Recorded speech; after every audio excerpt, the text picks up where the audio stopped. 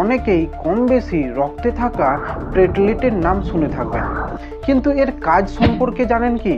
যদি এর কাজ সম্পর্কে জানেন তবে বুঝতে পারবেন আমাদের শরীরে কতটা গুরুত্বপূর্ণ ভূমিকা পালন করে থাকে এই প্লেটলেটস। শরীরের কোথাও কোনো জায়গা যখন কেটে যায়, কয়েক সেকেন্ড চেপে ধরে রাখলেই সেখানকার রক্ত বন্ধ হয়ে যায়। এই রক্ত বন্ধ হওয়া বা জমাট বাঁধানোর প্রধান কাজ করে থাকে এই প্লেটলেট। তাহলে আমাদের কোথাও কোনো জায়গা যখন কেটে যায় তখন প্লেটলেট ছুটে আসে সেই জায়গার রক্তকে জমাট বাঁধানোর জন্য। তো প্রধান কাজ হলো রক্তপাত বন্ধ করা।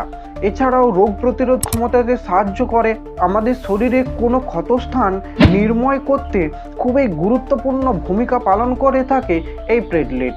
এছাড়াও শ্বেত রক্তকণিকার সাথে যুক্ত হয়ে শরীরে আসা রোগ জীবাণুকে ধ্বংস করে থাকে এই প্লেটলেট। তো রক্তে যদি প্লেটলেটের পরিমাণ কমে যায় তবে কিন্তু অনেক ধরনের সমস্যা দেখা দেবে। মূলত কোনো জায়গা কেটে গেলে রক্তপাত বন্ধ হবে না বা বন্ধ হতে অনেক সময় লাগবে। তাই আমাদের শরীরে পর্যাপ্ত পরিমাণে প্লেটলেট থাকাটা খুবই জরুরি।